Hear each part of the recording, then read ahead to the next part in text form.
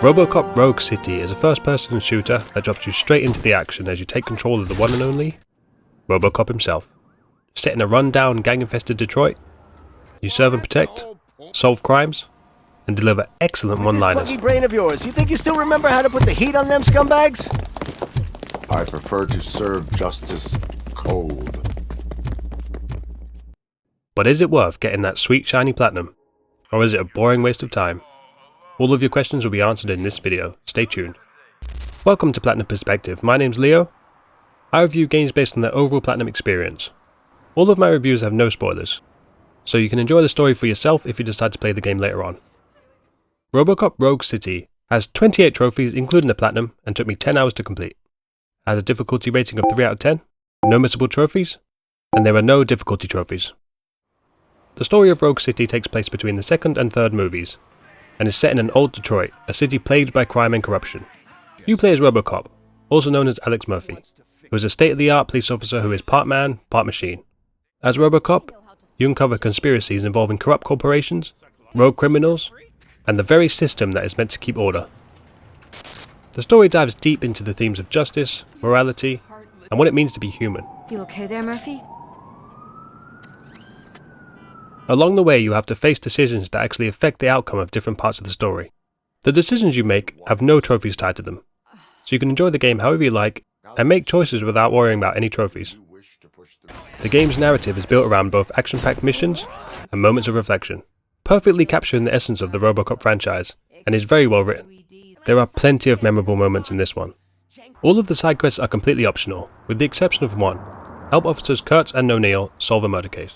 Otherwise, if you decide to, you can skip all other 26 side quests. I personally only did a handful of side missions, and that was just to get the A rank trophy. I did end the game with the bad endings, because I didn't interact with anyone outside the main missions. You can expect roughly an extra 10 hours of playtime if you decide to play all the side missions. And to be honest, if you're not in a rush to get the game finished, I'd recommend completing them, because there are some great moments to be had. But as I mentioned, they're not necessary for the platinum. So, how are the trophies? Well, this is one of those rare cases where you can simply boot up the game and just play. You literally don't need to think about any of the trophies. You can just enjoy the narrative, punch thugs in the face, slam them into oblivion, and shoot their dicks off, all while getting rewarded for it. You'll easily get around 90% of the trophies without even glancing at the trophy list. There are a couple of trophies that you'll have to go slightly out of your way for, but you can go back and replay any part of the game by reloading one of the autosaves, of which there are many, so don't worry about that. If you don't want to have to replay for trophies, just keep note of good eyes, Murphy.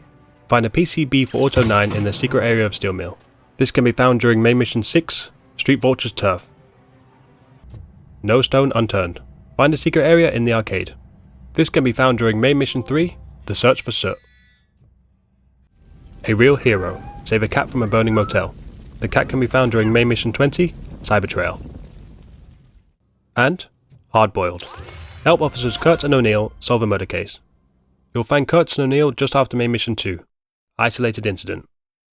These are the only ones you'll potentially miss, but if you're exploring the levels and doing side stuff, then you'll most likely get them naturally. The only thing I'll say is just make sure you have Engineering Level 6 at some point in the late game. Not only will it give you a very useful dash, but you'll need Level 6 Engineering to hack a turret for a trophy. Don't worry too much though, you'll have plenty of opportunities to get this. Scoring A rank on any mission is only required one time. To get an A rank, you'll need to do the side missions, collect miscellaneous items throughout the level, find secret areas, kill a bunch of enemies, and complete any of the side objectives.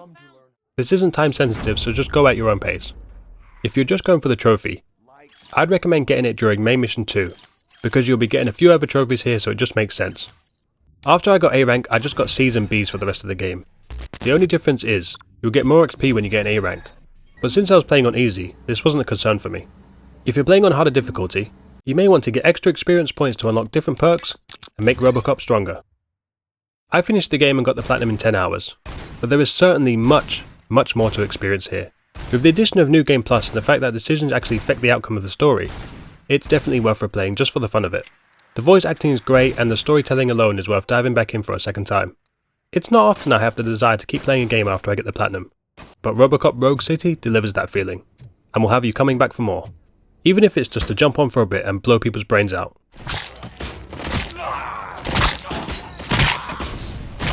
The Platinum experience is fantastic. From the storytelling to the characters and the gameplay, it's great fun. This is exactly what a game should feel like. There's no stress about pointless trophies.